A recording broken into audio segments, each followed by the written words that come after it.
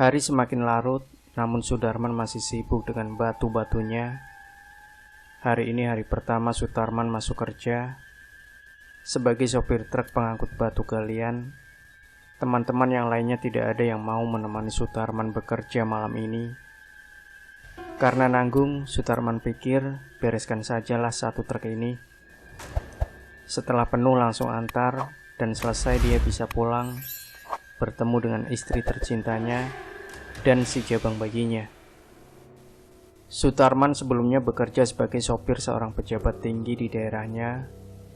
Namun beberapa hari yang lalu, sang majikan tertangkap tangan KPK saat melakukan transaksi bawah tangan dengan seorang pengusaha terkenal di negeri ini, sehingga kasus-kasus sebelumnya pun terkuak dengan sendirinya. Alhasil, sang pejabat tinggi masuklah ke dalam hotel Prodeo dengan semua asetnya menjadi milik negara. Begitupun nasib Sutarman yang jungkir balik dari seorang yang berpenghasilan lumayan besar untuk ukuran di kampungnya menjadi seorang pengangguran. Dari seorang supir pejabat sekarang malah jadi supir truk pengangkut batu galian. Sutarman menyeka keringat yang mengucur deras di wajahnya dengan handuk kecil yang digantungkan di pundaknya. Lalu tiba-tiba, "Bang, aku bantu ya angkut batunya. Bayarnya biasa aja bang, seperti abang bayar buruh siang hari. Aku soalnya lagi butuh banget bang." Terdengar suara perempuan di belakang Sutarman yang otomatis membuat dia terlonjak kaget. Sutarman menoleh ke belakang dengan cepat. Sutarman memandang wanita itu dari ujung kepala sampai ujung kaki. Sepertinya wanita ini memang manusia, kakinya menginjak tanah kok. Batin Sutarman lega. "Memang kamu sudah biasa ya jadi kuli panggul batu di sini?" tanya Sutarman pada wanita itu. "Udah biasa bang." "Abang baru ya bang?" "Saya tiap hari juga kerja di sini bang," jawab wanita itu. Sutarman memperhatikan lagi wanita ini sekali lagi, seakan tidak percaya kalau wanita berparas jelita ini terbiasa dengan pekerjaan kasar. Usianya paling baru menginjak antara 21 atau 22-an. Kulitnya kuning langsat seperti tak pernah terbakar terik matahari siang. Sepertinya jari-jari lentik itu pun tak pernah dipakai untuk bekerja. "Saya Sutarman, mbaknya siapa?" ujar Sutarman sambil menyodorkan tangannya untuk berkenalan, dan sebenarnya ingin meyakinkan kalau wanita ini benar-benar pekerja kuli kasar atau bukan. "Sumarni bang, panggil aja Marni," jawab Marni seraya menyambut jabatan tangan Sutarman. Sutarman sedikit kaget dan sedikit merinding bulu kuduknya. Tangan Marni halus, namun kok dingin sekali, seperti sedang memegang es. Mungkin malam ini dingin sekali, apalagi Marni hanya menggunakan kebaya usang dan selembar kain sebagai penutup bawahnya. Itu pun hanya sampai lutut. Semakin jelas kalau Marni bukan pekerja di tambang ini. Jangan-jangan, mana mungkin ada setan. Ini kan palingan baru jam 10-an. Batin Sutarman antara ragu, sedikit takut, dan mencoba membenarkan logikanya. Pada akhirnya, Sutarman pun memutuskan untuk bersedia dibantu Marni. Pikirnya, lumayan pekerjaan akan lebih cepat kalau ada yang bantu. Marni bekerja luar biasa, diet cekatan, dan sepertinya dia tidak merasakan berat saat keranjang yang berisi tumpukan batu ia panggul di atas kepalanya. Marni tidak hanya bicara selama bekerja, dan yang membuat Sutarman makin heran, Marni tidak terlihat lelah, walau terlihat tetesan keringat mengalir dari kening dan lehernya. Darah laki-laki Sutarman bergejolak melihat pemandangan yang luar biasa saat Marni membungkuk dan mengangkat keranjang tumpukan batu. Namun Sutarman redam sekuat tenaga. Dia ingatkan diri sendiri, di rumah istri tercintanya menanti. Setelah 2 jam berlalu, akhirnya truk Sutarman berisi penuh. Sutarman memberikan upah kepada Marni sesuai kesepakatan. "Bang, boleh numpang sampai ke belokan pertama menuju kampung? Soalnya aku takut bang, ini udah tengah malam," pinta Marni. Sutarman merasa kasihan dan sebenarnya senang juga. Jadi dia tidak sendirian saat melewati hutan yang menghubungkan antara Gunung Batu dan kampungnya. Dan hutan ini terkenal angker sekali. "Ya udah, ayo naiklah," jawab Sutarman. Saat di dalam truk, Marni mulai menggoda Sutarman. Marni membuka satu kancing kebayanya, lalu meminjam handuk Sutarman, dan mulai melap keringat di muka, leher, dan bagian depan tubuhnya. Sutarman sudah tidak bisa membendung lagi hasratnya. Dengan jelas dia memperlihatkan keinginannya di depan Marni. Marni pun seperti menyambut hasrat Sutarman dengan senyuman nakal dan menggoda, dan hal yang paling dikutuk bumi dan langit pun terjadi. Jam menunjukkan pukul 2 saat Sutarman sampai ke rumah. Saat sang istri membukakan pintu, "Astagfirullah, bang, kok bau kamboja sih bang? Abang habis nganterin batu kemana? Ayo bang, Neng masakin air panas buat mandi. Aku kok jadi takut bang," ujar istrinya merasa aneh dan takut saat tercium bunga kamboja dari tubuh suaminya. Sutarman tak menjawab, dia hanya melengos masuk kamar dan tertidur. Istrinya jelas merasa aneh, karena tak seperti biasanya, suami tercintanya mendiamkannya begitu saja. Pagi menjelang, tanpa banyak bicara, Sutarman ganti baju lalu berangkat menuju mobil truknya. "Bang, kok langsung berangkat? Gak mandi apalagi sarapan bang?" sahut istrinya keheranan. Dan yang membuat istrinya semakin merasa aneh, Sutarman tidak menjawab. Dia hanya memandang sinis pada sang istri, lalu berlalu dengan truknya. Penambangan batu mulai ramai, beberapa truk berjajar di tempat parkiran, antri untuk menunggu giliran muat batu ke truk mereka. Sementara para sopir memenuhi beberapa warung kopi yang ada di tambang galian batu itu. Sutarman mendapat antrian pertama, karena dia datang lebih awal.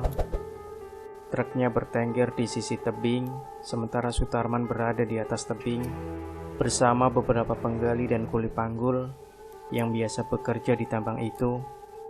Tanpa diduga dan diketahui orang lain, Sutarman mendorong salah satu penggali batu itu hingga terjerembab dan langsung terjun bebas dari ketinggian puluhan meter dan langsung mendarat dengan kepala pecah. Semua yang berada di area tambang itu terkejut. "Ada orang jatuh!" teriak Sutarman tanpa dosa. Pagi itu pun tambang ramai, polisi pun datang untuk olah TKP, dan Sutarman pun dengan lancar menjelaskan kronologis kejadian. Hari beranjak siang, kegiatan di tambang itu tetap berlanjut walau sempat terhenti. Kasus selesai dengan keterangan kecelakaan saat kerja. Sutarman membawa truknya menuju parkir, dan saat di depan sebuah warung kopi Mbah Tejo, truk bukanya berhenti, malah Sutarman tancap gas. Alhasil, beberapa orang yang sedang berada di warung terlindas, termasuk Mbah Tejo, harus meregang nyawa dengan tubuh bagian bawah hancur tergencet depan truk. Sutarman kabur memasuki hutan karena dikejar beberapa pekerja tambang dan supir truk yang lainnya. Salah satunya Parmin. Dia adalah salah satu supir jawara di tambang galian batu itu. Badannya tegap, kulit hitam legam, dengan kumis melintang, menambah keseramannya. Tidak ada yang berani menantang dia, dan Parmin adalah sahabatnya Mbah Tejo, makanya dia sangat murka sama Sutarman. Parmin lari mengejar dan terus merangsek masuk ke dalam hutan, walau teman-teman yang lainnya tak ada yang berani, karena hutan ini terkenal angker sekali. Lari Parmin terhenti saat melihat Sutarman tergeletak di antara semak-semak dekat pohon hutan yang sangat besar. Tidak ada bekas luka atau benturan. Parmin perlahan menghampiri dan tiba-tiba, "Apa kabar Mas Parmin? Masih ingat sama saya?" Satu suara perempuan terdengar tepat di telinganya. Harum bunga kamboja santer tercium. Bulu kuduknya mulai meremang. "Siapa kamu? Woi, tunjukkan dirimu wanita laknat," hardik Parmin sambil mencari berkeliling. "Marni di sini, Mas. Masih ingat dengan nama itu?" Bisikan atau mungkin desahan halus Marni persis di belakang telinga Parmin yang membuatnya meloncat karena rasa kaget dan terjatuh terjerembab ke depan persis sebelah Sutarman. "Kamu kan sudah mati. Mau apa kamu?" hardik Parmin antara ketakutan dan panik. Dia tahu nasibnya akan sama seperti sahabatnya Mbah Tejo. "Oh, sampean sudah tahu kan Mas siapa aku?" ujar Marni sambil melayang menghampiri Parmin yang semakin ketakutan dan merasa jijik melihat wajah hancur Marni dengan belatung-belatung yang menempel di pipinya yang sobek menganga. Matanya merah dan hampir keluar dari kelopaknya. Rambut panjang dan acak-acakan tak mampu menutupi rekahan di kepalanya. Baju kebayanya yang sudah lusuh dan camping, tonjolan-tonjolan tulang di tubuh dan lengannya jelas terlihat. Ditambah bau kamboja dan bau anyir darah membuat Parmin mual dan merasa ngeri. "Ampun, maafkan saya Marni. Tolong jangan bunuh saya," teriak Parmin memohon dan memelas pada Marni. "Bukan saya yang akan bunuh kamu, Mas, karena saya tidak akan mampu menyentuhmu. Tapi..."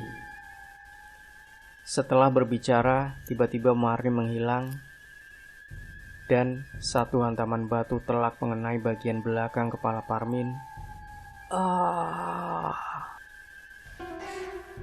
Apa yang kau lakukan, Jahanam?" maki Parmin terbata. Sutarman dengan membabi buta menghantamkan kembali batu yang dipegangnya berkali-kali ke kepala Parmin hingga hancur, dan Parmin menggelepar sesaat lalu tak bergerak lagi. Marni tertawa dan keluar dari tubuh Sutarman dan menghilang. Sutarman bingung dan kaget.